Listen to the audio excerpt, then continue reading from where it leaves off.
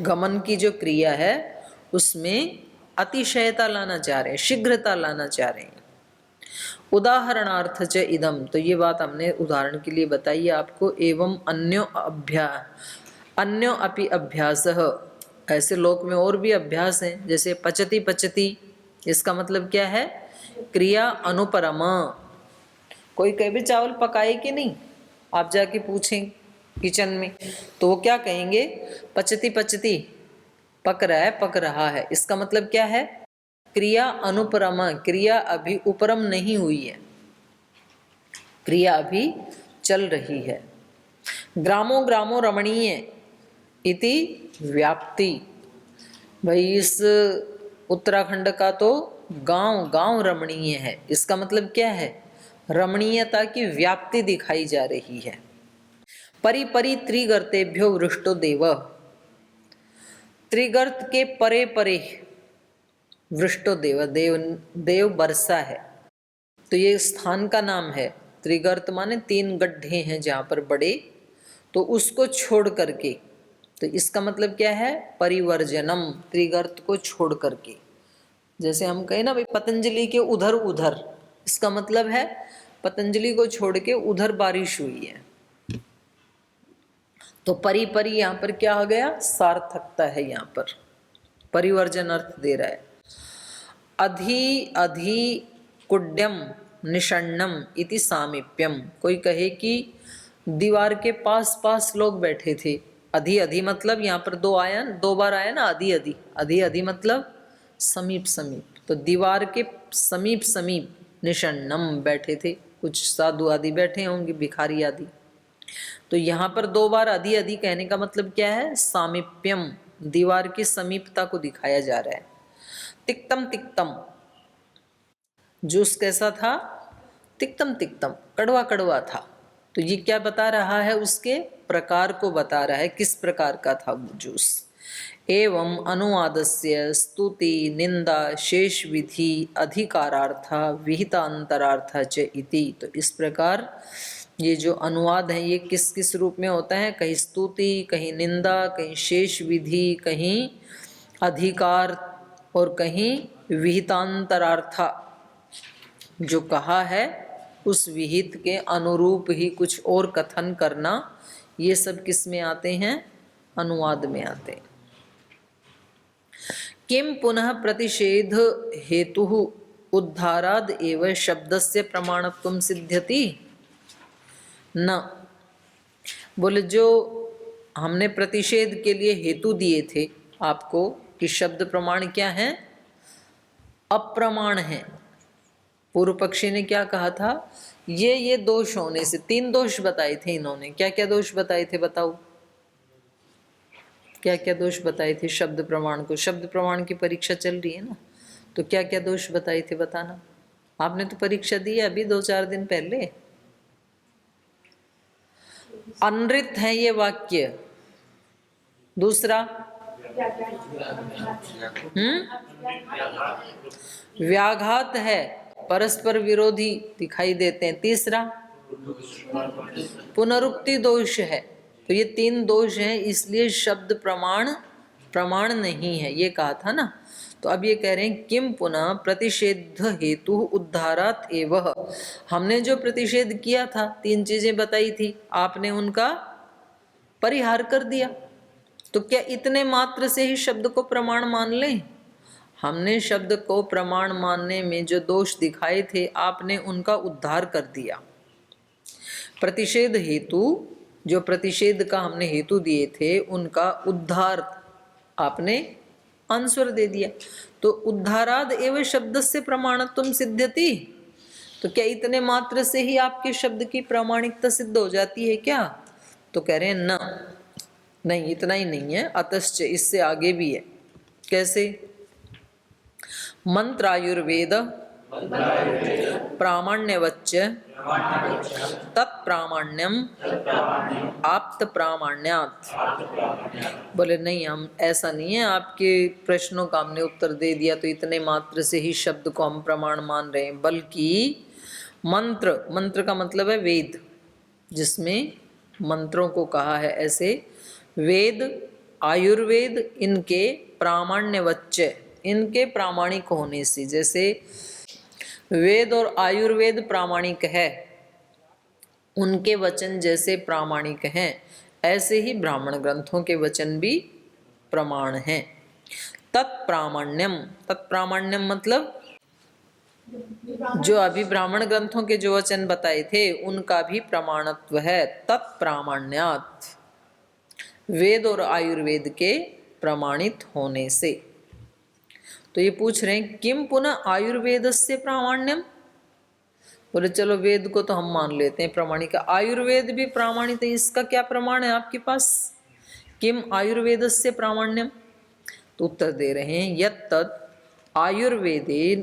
आयुर्वेदेन उपदिश्यते इदं कृत्वा इष्टम अधिगच्छति इदं वर्जयित्वा अनिष्टं जहाति तस्य अनुष्ठीयमानस्य तथा भाव सत्यार्थता अविपर्यय। बोले देखो यत्तद आयुर्वेदेन उपदिश्यते, जो कुछ आयुर्वेद के द्वारा उपदेश किया जाता है वहाँ पर बताया है इदम कृत्वा इष्टम, ऐसा करके इष्टम अधिगच्छति, ऐसा करना आप। मान लो कोई दवाई है जैसे गिलोय है तो बोले इसको ऐसे करना, ऐसे कूट के इसका रस निकालना और आप ठीक हो जाओगे। तो कृत्वा इदम कृत्वा इष्टम अधिगच्छति इदम वर्जयित्वा, तो उस व्यक्ति ने ऐसे ही किया, जाकर के ऐसे ही उसको कूटा तो अधिगच्छति, अधिगच्छति मतलब प्राप्त कर लिया उसके लाभ को। इदम कृत्वा इष्टम अधिगच्छति, जैसा वहां बताया था वैसा करे किया उस व्यक्ति ने तो अधिगच्छति, उसका लाभ प्राप्त हो गया। वर्जयित्वा अनिष्टम, और जो अनिष्ट था उसका वर्जन किया, ये चीजें नहीं खानी। वर्जयित्वा अनिष्टम जहाति, जहाति मतलब दुख को छोड़ देता है वो व्यक्ति। जैसा उसको बताया था ये करना ये नहीं करना, आयुर्वेद में ऐसे तो बताया जाता है ये चीज़ें खाना, इन चीज़ों के परहेज हैं, वहाँ पर दोनों चीज़ें साथ साथ चलती हैं। एलोपैथी में ऐसे नहीं होता, वो कहते हैं दवा खाओ उसके ऊपर जो मर्जी खाओ। आयुर्वेद में बोलते हैं हमारी दवा खा रहे हो तो ये चीज़ें नहीं खानी, ये परहेज भी करने हैं। तो वहाँ पर जो लिखा है ऐसा खाना ऐसा मत खाना, तो वो खाने वाली चीज़ को खाता है और वर्जन वाली चीज़ को हटा देता है, तो अनिष्टम जहाति, अपने अनिष्ट से भी छूट जाता है, रोग उसके दूर हो जाते हैं। तस्य अनुष्ठीयमानस्य तथा भाव, जो उसका अनुष्ठान करता है विधि और निषेध का, तो उसको तथा भाव, उसको वैसा ही लाभ मिल जाता है। तथा भाव मतलब सत्यार्थता, जो वाक्य लिखे थे उनकी सत्यार्थता को प्राप्त हो जाता है। अविपर्यय, उसमें झूठ नहीं है। तो जब उसने देख लिया वहां पर तो अपने आप ही प्रमाण मिल गया। मंत्र पदानां च विष भूत अशनि प्रतिषेध अर्थानां प्रयोगे अर्थस्य तथा भाव एतत् प्रामाण्यम। तो ये तो आयुर्वेद का बताया। अब बोले वेद के मंत्रों का भी देखा हमने लोक में।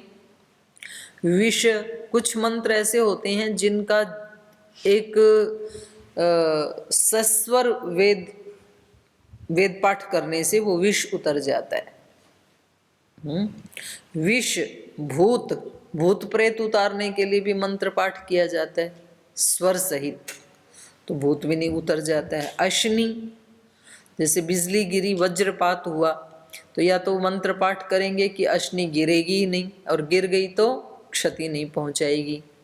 तो जैसे मंत्रों में विष भूत अश्नि प्रतिषेधार्थानाम, उसका प्रतिषेध करने वाले जो मंत्र हैं प्रयोगे, उनका प्रयोग करने से अर्थस्य तथा भाव वैसा ही हो जाता है। एतत् प्रामाण्यम, ये प्रमाण है। जैसे हम प्रार्थना भी करते हैं ना, निकामे निकामे नः पर्जन्यो वर्षतु। निकामे निकामे मतलब जब जब हम कामना करें तब तब पर्जन्य बरसे। तो पहले ऐसे होता था, जब किसानों को अपनी फसल आदि में पानी की आवश्यकता होती थी तो वो उस प्रकार के यज्ञ याग सामग्री आदि से हवन करते थे तो बारिश हो जाती थी।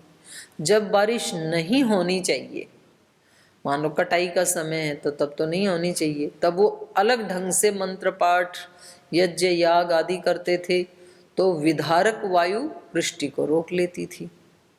तो इसीलिए प्रार्थना की गई है वेद मंत्र में, निकामे निकामे नः पर्जन्यो अभिवर्षतु फलवत्यो नः औषधय। हमारी जो औषधियां हैं वो कैसी हों? फलवती हों। औषधियां मतलब गेहूं जौ चना आदि, उसको औषधियां कहा है आयुर्वेद में, जिनका फल के साथ ही अंत हो जाता है, पक्वांत ऐसे कहा वहां पर। तो इसके दो अर्थ हैं, गेहूं जौ चना आदि जो अनाज है इनको औषधि क्यों कहा? जैसे हम औषधियां खाते हैं रोग को दूर करने के लिए, ऐसे ही अन्न को खाना चाहिए शरीर चलाने के लिए। औषधि कोई आप आधा आधा किलो औषधि तो खाते नहीं हो, कितनी खाते हो? एक दो चम्मच, एक दो गोली, अल्प मात्रा में खाते हो ना। ऐसे ही अन्न को कैसे खाना चाहिए? औषधि की तरह, अल्प मात्रा में, तब वो औषधि का काम करती है। और आप थाली भर करके जब चावल खाते हो तो वो औषधि का काम नहीं करता, तब वो विष का काम करता है, इसलिए भी उसको औषधि कहते हैं। तो जो औषधि की तरह अन्न को खाएगा उसको औषधि खाने की जरूरत नहीं पड़ेगी, और जो भर भर के थाली खाएगा उसको मुट्ठी भर भर के औषधियां भी खानी पड़ेंगी। तो यहाँ पर ये बता रहे हैं कि मंत्रों की भी प्रामाणिकता है, आयुर्वेद की भी प्रामाणिकता है। किम कृतम एतत्, ये सब कैसे हो जाता है? तो कहा आप्त प्रामाण्य कृतम, क्योंकि आप्त पुरुषों ने पहले ऐसे करके देखा है, हमारे पूर्वजों ने, वो साइंटिस्ट थे, आप्त पुरुष थे वो, उन्होंने करके देखा, इसलिए उन्होंने हमें बताया, फिर हमने भी करके देखा तो वह हमने वैसा ही पाया उसको। किम कृतम एतत्, ये कैसे हुआ? आप्त प्रामाण्य कृतम, क्योंकि आप्तों ने इसको प्रमाण करके बताया है। किम पुनः आप्तानाम प्रामाण्यम, जिनको आप आप्त पुरुष कह रहे हो, क्या प्रामाणिकता है कि उन्होंने कहा वो ठीक ही होगा, उनके वचनों की क्या प्रामाणिकता है? तो उत्तर दे रहे हैं साक्षात कृत धर्मता भूत दया यथा भूतार्थ चिख्या पैशता इति। बोले देखो, इसलिए उनकी बातों को हम प्रमाण मानते हैं कि वो क्या थे? साक्षात्कृत धर्मता, उन्होंने उस वस्तु में जो धर्म है उसका साक्षात्कार किया, तो वो साक्षात्कृत धर्मा थे। भूत दया, दूसरी बात, भूतों के प्रति उनके मन में दया थी, भाई हमारे प्रति उनके हृदय में दया थी, इसलिए बता दिया, नहीं तो नहीं बताते, क्या जरूरत थी बताने की। और यथा भूतार्थ चिख्या पैशता, और जैसी वो वस्तु है यथाभूत वैसा ही अर्थ बताने की इच्छा थी उनकी, कि जो वस्तु जैसी है, हमने जैसा देखा है, जैसा जाना है इसको, वैसा ही हम दूसरे को भी बताएं, क्योंकि लोगों का ज्ञान तो उल्टा पलटा है। हानि करने वाली जो चीज़ें हैं वो अच्छी लगती हैं, लाभ करने वाली चीज़ें बुरी लगती हैं, तो उल्टा है ना ये ज्ञान। और ऋषियों का ज्ञान कैसा है? यथार्थभूत, जो वस्तु जो व्यक्ति जैसा है उसको वैसा ही जानना, मानना और बताना। उनकी इच्छा भी क्या थी? जैसी चीज़ें हैं वैसी उनको हम बताएं, दया करके हमारे ऊपर। तो इसलिए आप्ता खलु साक्षात्कृत धर्माण, जो आप्त पुरुष हैं वो कैसे थे? साक्षात्कृत धर्मा थे वो। इदम हातव्यम इदम अस्य हानः, हानि हेतु, ये चीज इन लोगों से हटा देनी चाहिए क्योंकि ये इनकी हानि का हेतु है, ये इनकी हानि करेगी। और इदम अस्य अधिगंतव्यम, ये वस्तु इनको प्राप्त करवानी चाहिए क्योंकि इदम अस्य अधिगम हेतु, ये इनके सुख का उपाय है। इति भूतानि अनुकंप्यन्ते, ऐसे हम सब प्राणियों पर अनुकंपा करते हुए, दया करते हुए उन्होंने हमें बताया है। तेषां खलु वै प्राणभृतां स्वयं अनवबुध्यमानानां न अन्य उपदेशात अवबोध कारणम अस्ति, क्योंकि उन्होंने सोचा तेषाम खलु वै प्राणभृताम, उन्होंने सोचा कि ये जो प्राणी हैं ये स्वयं अनवबुध्यमाना नाम, खुद तो जानते नहीं है कि किस में हमारी भलाई है किस में बुराई है, क्या चीज़ छोड़नी चाहिए क्या अपनानी चाहिए, तो ये बेचारे खुद तो जानते नहीं है। न अन्य उपदेशात अवबोध कारणम अस्ति, और उपदेश के अलावा इनको अवबोध कराने का और कोई रास्ता भी नहीं है। समझाने से ही तो व्यक्ति को समझ में आता है ना। जब तक आप लोगों ने भी ये चीज़ें नहीं पढ़ी थी, आपको भी नहीं पता था, तो एक ही रास्ता है कि वो ऋषियों के ग्रंथों के बारे में समझाया जाए बताया जाए। तो ऐसे हमारे ऋषियों ने सोचा कि भाई ये खुद तो अपना भला बुरा सोच नहीं सकते हैं, उपदेश के अलावा और कोई रास्ता नहीं है इनको बताने का कि ये चीज़ें हटा दो, ये चीज़ें अभ्यास में लाओ। न च अनवबोधे समीहा वर्जनम व, और जब तक इनको बोध नहीं होगा, जब तक ये जानेंगे नहीं, तब तक समीहा, समीहा मतलब सम्यक इहा, सम्यक चेष्टा, पहले भी आया है ये शब्द, समपूर्वक इह चेष्टायाम धातु। जब तक इनको ज्ञान नहीं होगा तो ये समीहा और वर्जन नहीं करेंगे, जो करने योग्य कार्य है उसमें चेष्टा नहीं करेंगे, छोड़ने योग्य उसको छोड़ेंगे नहीं, जानने पर ही ऐसा करेंगे। और न वो अकृत्वा स्वस्ति भाव, और जब तक ये ऐसा करेंगे नहीं तो इनका स्वस्ति भाव नहीं होगा, कल्याण नहीं होगा। करने योग्य को करेंगे नहीं, छोड़ने योग्य को छोड़ेंगे जब तक नहीं, तब तक इनका कल्याण नहीं होगा। न अपि अस्य अन्यस्य उपकार को अपि अस्ति, और इस व्यक्ति का अन्य कोई उपकारक भी नहीं है जो इसका उपकार कर सके। तो इन सब बातों को सोच करके हंत वयम एव एभ्यो यथा दर्शनम यथा भूतम उपदिशामः ते इमे श्रुत्वा प्रतिपद्यमाना हेयम हास्यन्ति अधिगंतव्यम एव अधिगमिष्यन्ति इति एवं आप्तोपदेश। तो जब उन्होंने देखा कि भाई ये खुद जानते नहीं है, दूसरा कोई उपदेश देने वाला है नहीं, और बिना उपदेश के ये जानेंगे नहीं कि क्या करना चाहिए क्या छोड़ना चाहिए, और जब तक ये ऐसा करेंगे नहीं तब तक इनका कल्याण नहीं होगा, और कोई इनका ऐसा उपकारक भी नहीं दिखता है जो इनको कल्याण की बात बता देवे।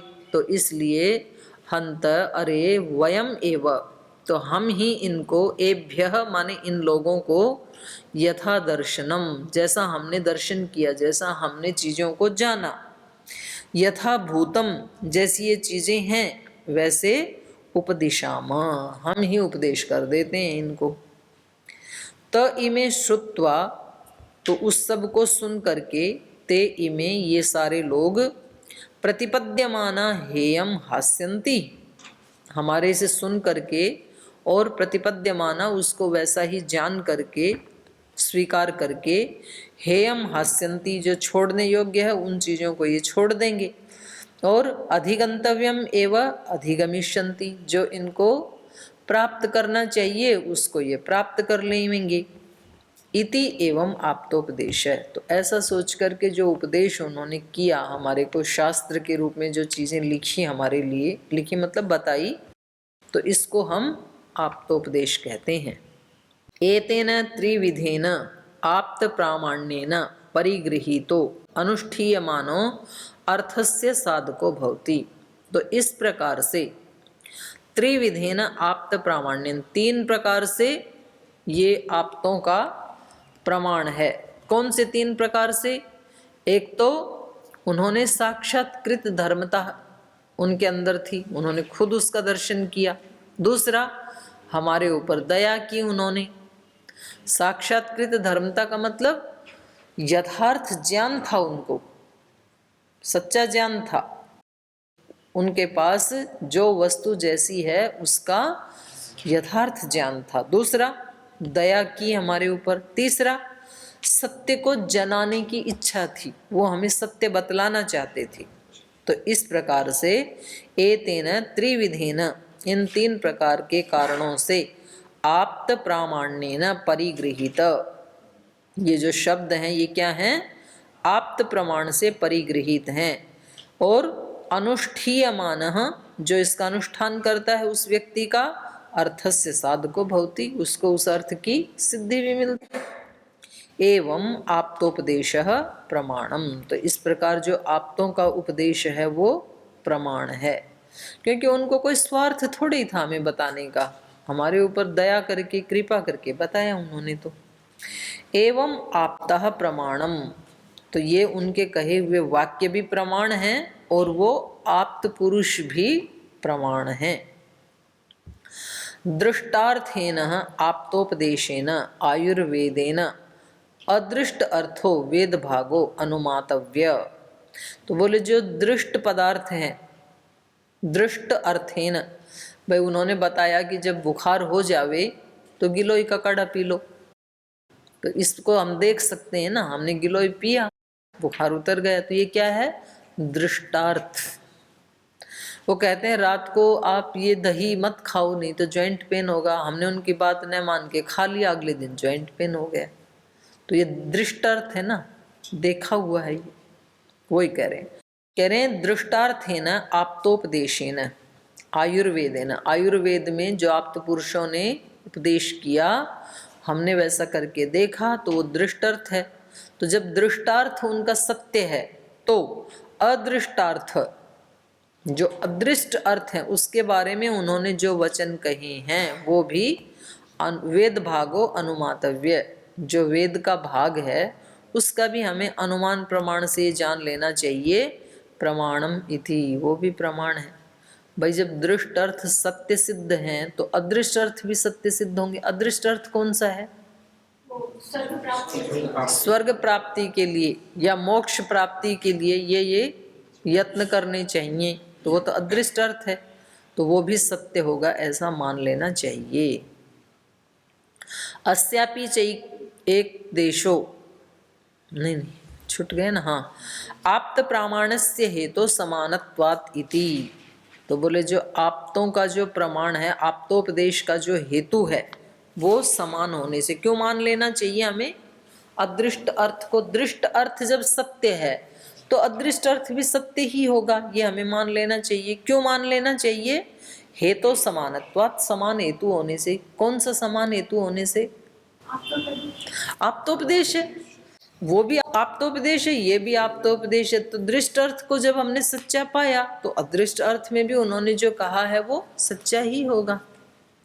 अस्यापि चैक देशो ग्रामो ग्रामो यजेत, और बोले इसके भी कहीं कहीं एक देश में तो दृष्ट अर्थ मिल जाते हैं। जैसे वहां पर एक वाक्य है ग्राम कामो यजेत, जिसको गांव की कामना है वो इस प्रकार से यजन करे। गांव की कामना मतलब किसी को सरपंच आदि बनना होगा, पूरे गांव का मुखिया बनना है, तो भाई उसको इस प्रकार का अनुष्ठान करना चाहिए, और ऐसा उस व्यक्ति ने किया। इत्येवं आदि दृष्टार्थेन अनुमातव्य इति, और वो वैसा हो गया। तो बोले उसका एक अंश तो यहाँ घटित हो गया ना, तो जब ग्राम मिल सकता है तो स्वर्ग भी मिल सकता है, मोक्ष भी मिल सकता है। फिर लोके च भूयान उपदेश आश्रयो व्यवहार, तो लोक में हम देखते हैं बहुत सारे ऐसे व्यवहार हैं जो उपदेश के आश्रय से फलीभूत होते हुए दिखाई देते हैं। और ये बात केवल आयुर्वेद या वेद की या ब्राह्मण ग्रंथों की ही नहीं है।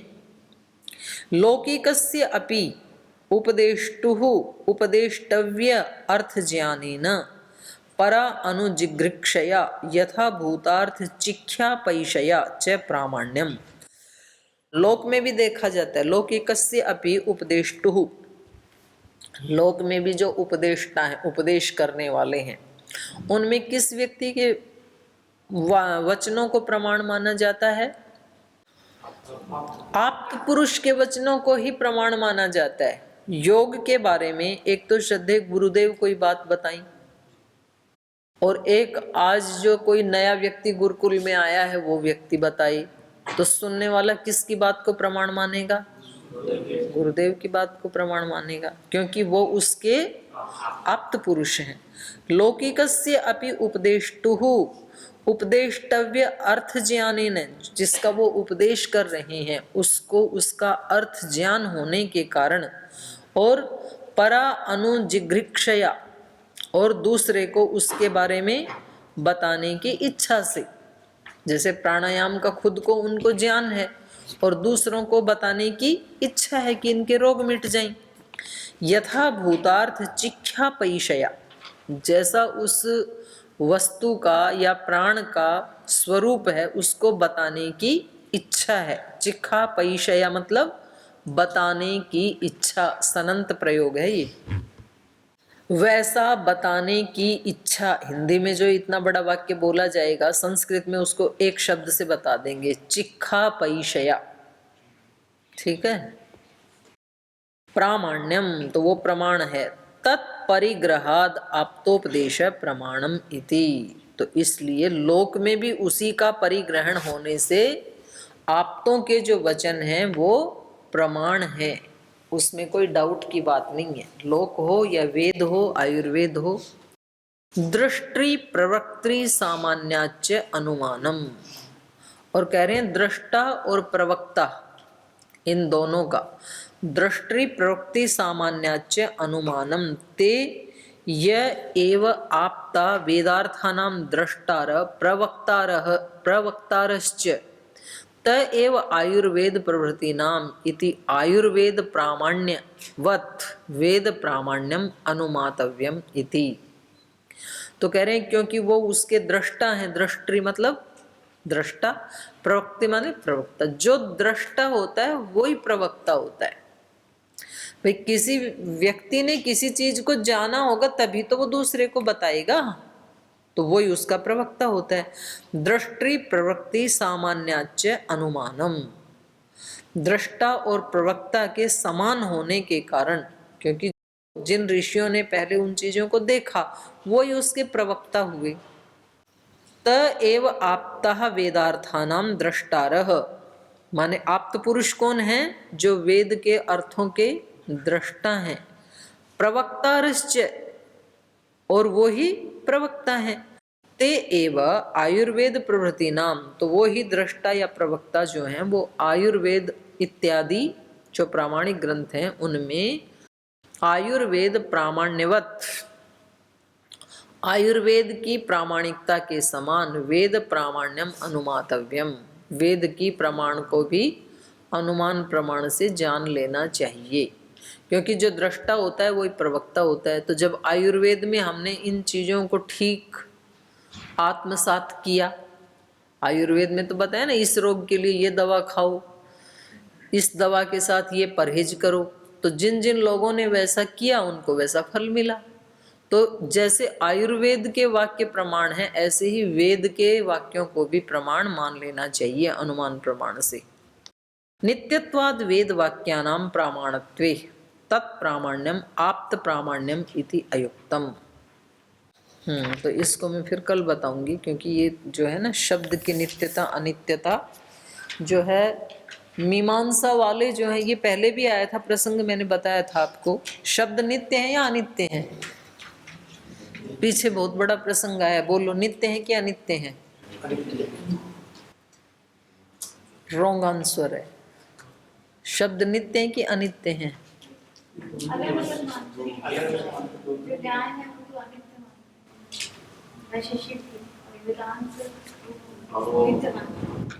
वेदांत में कहाँ आया नित्य? वेदांत में तो शब्द का कोई आया ही नहीं। वेदांत मीमांसा एक साथ लेते हैं ना, मीमांसा में नित्य मानते हैं आप तो। ये पहले अभी अभी तो पढ़ाया था मैंने कि शब्द जो हैं वो वाच्य और वाचक के रूप में नित्य संबंध है। शब्द और अर्थ का वाच्यवाचक भाव संबंध नित्य है, लेकिन सांकेतिक अर्थ अनित्य है। क्योंकि सांकेतिक अर्थ यदि नित्य हो जावे तो जिस शब्द का अर्थ हरियाणा में किया जाता है वही पूरे विश्व में होना चाहिए, लेकिन होता तो नहीं है। वही केरला में होना चाहिए, वही कर्नाटक में होना चाहिए, होता तो नहीं है।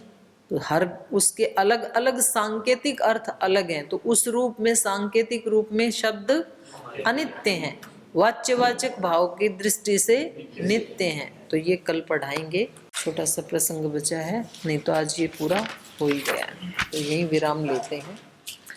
ओम